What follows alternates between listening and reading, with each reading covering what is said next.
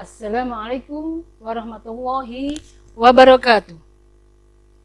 Kita jumpa lagi dalam pembelajaran IPA kelas 8 semester 1. Sebelum pembelajaran dimulai, marilah kita berdoa terlebih dahulu agar diberi kemudahan dan kelancaran dalam menuntut ilmu. Berdoa dimulai.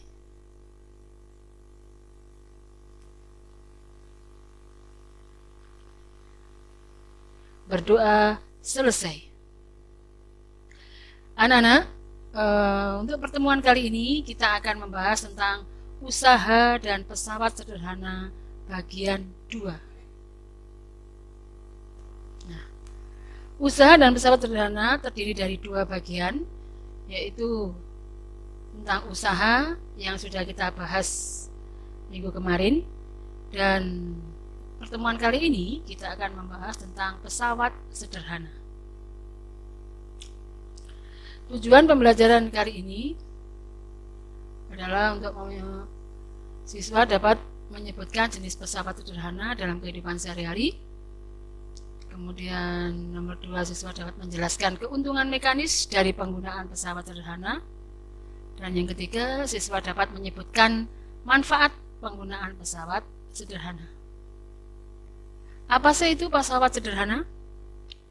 Pesawat sederhana adalah alat yang dapat memudahkan kita melakukan usaha dengan mengubah besar atau arah gaya. Contoh pesawat sederhana yang pertama adalah pengungkit atau tuas, yang kedua adalah katrol, dan yang ketiga adalah bidang miring. Yang keempat adalah gear. Kita bahas yang pertama tentang tuas atau pengungkit jenis 1. Ya.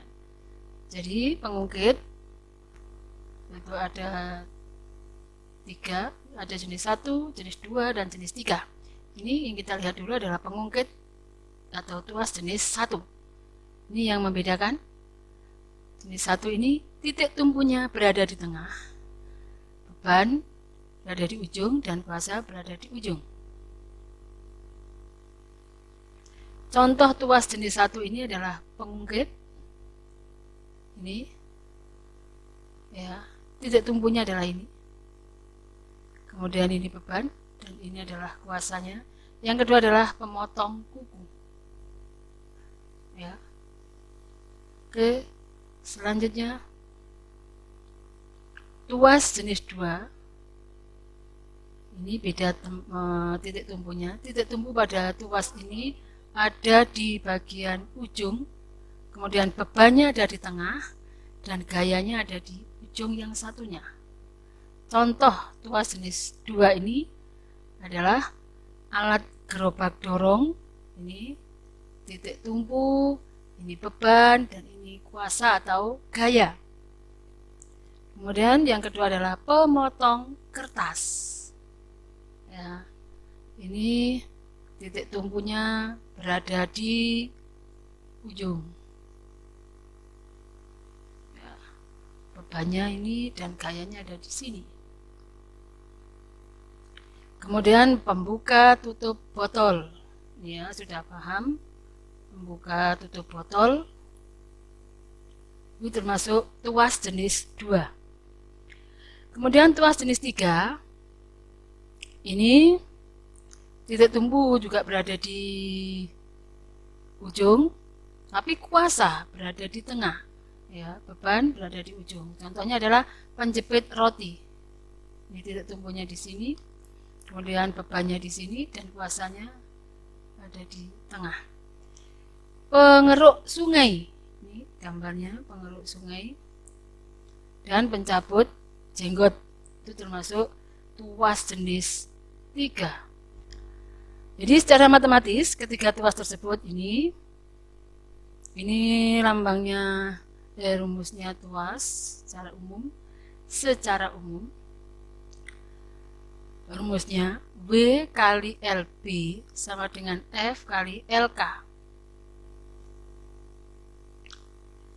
Dengan B adalah berat beban, ya, satuannya Newton. LB adalah lengan beban, satuannya meter. F adalah gaya yang diberikan, satuannya Newton, ya. Dan LK adalah lengan kuasa, satuannya meter. Keuntungan mekanis pada ketiga tuas tersebut adalah KM sama dengan LK, lengan kuasa, dibagi lengan beban, atau W berat beban, ya, dibagi F gaya yang diberikan. Keuntungan mekanisnya. Ini contoh soalnya.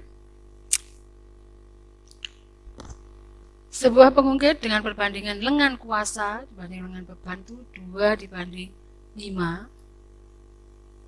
Lengan beban dibanding lengan kuasa 2 dibanding 5 digunakan untuk mengangkat beban 2800 Newton.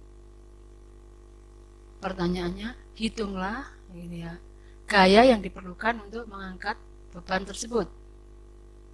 Yang kedua, yang B, hitunglah keuntungan mekanis pengungkit tersebut. Maka ini pengerjaannya.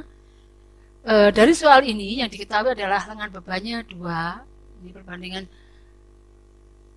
lengan beban dibanding dengan lengan kuasa, ya, ini 2 dibanding 5.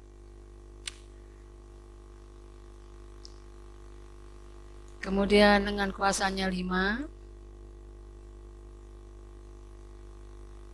Lengan kuasa dibanding, ya. Kemudian W-nya beratnya 2800 Newton. Yang ditanyakan adalah gaya yang diperlukan untuk mengangkat beban, kemudian keuntungan mekanis dari pengungkit tersebut. Maka penyelesaiannya menggunakan rumus yang tadi, bahwa LK dikalikan F sama dengan LB kali W. Diketahui lengan kuasa sama dengan 5, kemudian dikalikan F, lengan beban sama dengan 2, kalikan B, W-nya diketahui 2800. Maka 5F, itu 5 kali F sama dengan 5600, sehingga F-nya 5600 dibagi 5 sama dengan 1120 Newton. Itu untuk F-nya. Kemudian pertanyaan kedua, hitunglah keuntungan mekanisnya. Kita masukkan rumusnya. Keuntungan mekanis sama dengan LK per LB atau W per F. Sudah diketahui LK-nya 5, LB-nya 2. Maka keuntungan mekanisnya adalah 2,5. Atau menggunakan rumus keuntungan mekanis sama dengan W per F. Dengan W-nya diketahui 2800 dan F-nya 1120. Maka hasilnya adalah 2,5 Newton. Ini yang betul adalah 1120, ya. Oke. Kemudian katrol adalah roda yang kelilingnya dilalui rantai atau tali. Jenis katrol ada 3, yaitu katrol tetap, katrol tunggal bergerak, dan katrol majemuk. Ini katrol tetap, katrol tunggal bergerak, dan yang ini adalah katrol majemuk. Oke, perhatikan di situ bedanya. Katrol tetap memiliki keuntungan mekanis, ini rumusnya, sama dengan FB gaya beban dibagi dengan FK gaya kuasa, sama dengan 1. karena FK-nya 1, FB-nya juga 1, sehingga 1/1 sama dengan 1. Katrol ini tidak memperbesar gaya, melainkan hanya mengubah arah gaya yang searah dengan arah beban dengan arah gaya beratmu, sehingga ketika kamu menaikkan beban akan menjadi lebih mudah. Yang kedua, katrol tunggal bergerak. Keuntungan mekanis katrol tunggal bergerak itu adalah ini rumusnya, KM sama dengan W per F, di mana F sama dengan setengah dari W. Nah, sehingga KM-nya, keuntungan mekanisnya adalah W per setengah dari W. W kali 2/1 sama dengan 2. Dari rumus tuas ini ya. Dipahami yang di sini, asalnya dari sini, tapi kalian nggak usah setiap ditanya keuntungan mekanis nggak usah pakai ini yang terlalu rumit, tapi bisa langsung seperti ilmu pasti bahwa pada kenyataannya nilai KM-nya pada katrol tunggal bergerak itu adalah 2. Ya, hal ini berarti bahwa gaya kuasa 1 Newton dapat mengangkat beban 2 Newton. Ya, dan katrol ini biasanya ditemukan pada daerah pelabuhan. Selanjutnya, katrol majemuk. Katrol majemuk merupakan gabungan dari katrol tetap dan katrol bergerak. Katrol ini biasa ditemukan di perindustrian. Nah, keuntungan mekanis dari katrol majemuk sama dengan jumlah tali yang menyokong berat beban. Ini keuntungan mekanis, KM itu keuntungan mekanis ya. Keuntungan mekanis dari katrol majemuk sama dengan sigma tali. Sigma tali itu sama dengan jumlah tali yang menyokong berat beban, atau sama dengan beban per kuasa. Nah, ini dulu ya, jumlah talinya berapa sih di sini? Kita lihat di sini. Ini 1. Ini. Kemudian 2. Ini tali yang kedua itu ini. Kemudian tali yang ketiga ini. Tali yang keempat ini. Nah, ini apa? Ini adalah tali kuasa. Biasanya ini tidak dianggap. Ya, tali kuasa itu tidak dianggap. Ya. Nih. Misalkan kesulitan itu bebannya nggak diketahui, nah, lihat saja tali, jumlah talinya berapa di situ. Oke? Kita lanjutkan. Contoh soalnya, perhatikan. Gambar di bawah ini termasuk katrol apa? Gambar seperti ini. Katrol tunggal bergerak. Oke, betul. Ini jika beban 18.000 Newton yang yang mau ditarik ini, berapakah besar gaya minimal dan berapa keuntungan mekanisnya? Nih. Diketahui di sini W-nya adalah 18.000 Newton beratnya. Yang ditanyakan F gaya dan keuntungan mekanisnya. Maka penyelesaiannya, jawabnya KM-nya sama dengan 2. Kok tahu? Karena di sini disebutkan bahwa kita lihat di sini adalah katrol tunggal bergerak. Keuntungannya adalah 2. Ya. Dari rumus tadi. Kalau dirumuskan di sini untuk mencari F-nya, KM sama dengan W per F. KM sama dengan W per F.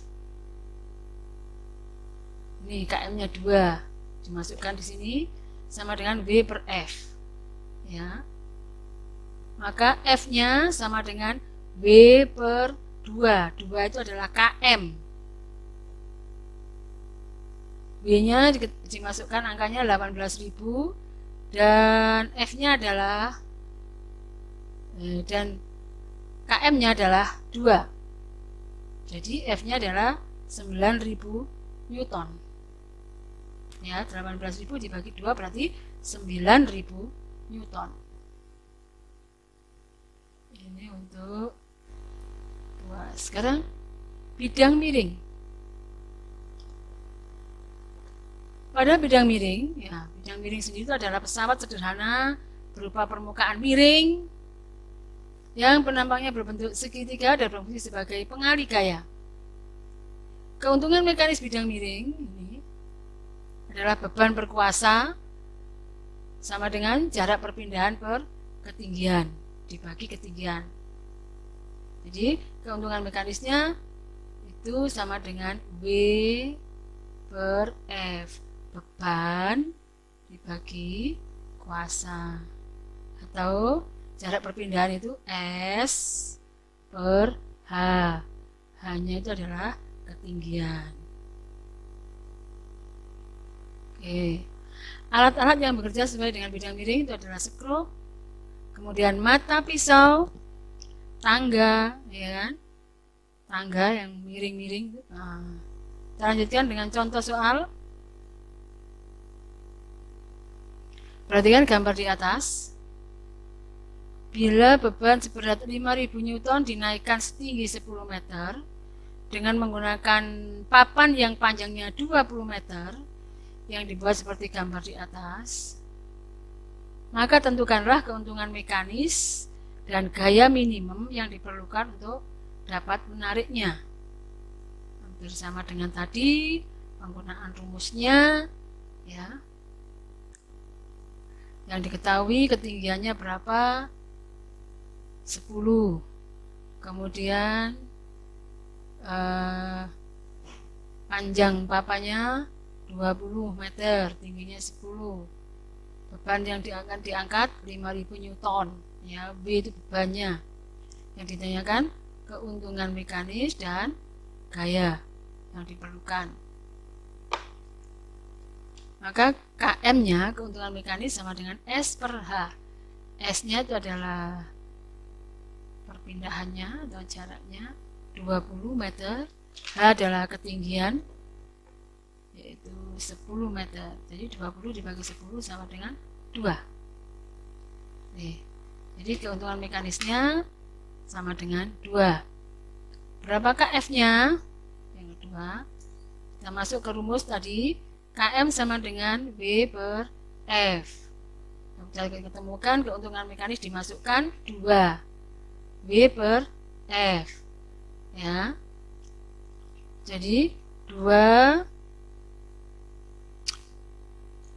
sama dengan 5.000 per F, atau F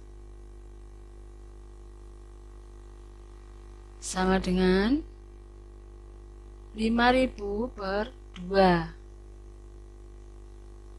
sama dengan 2.500 Newton. Ya, gimana? Sudah paham? Coba perhatikan rumus awalnya. KM sama dengan W per F. KM-nya ini sudah ditemukan di sini. Masukkan angkanya. W per F. W diketahui dari soal. Yang ditanyakan adalah F, ya. Jadi di sini 2F sama dengan 5.000, maka F-nya adalah 5.000 per 2 sama dengan 2.500. Demikianlah yang bisa saya sampaikan. Terima kasih atas perhatiannya. Selamat belajar. Semoga bermanfaat. Assalamualaikum warahmatullahi wabarakatuh.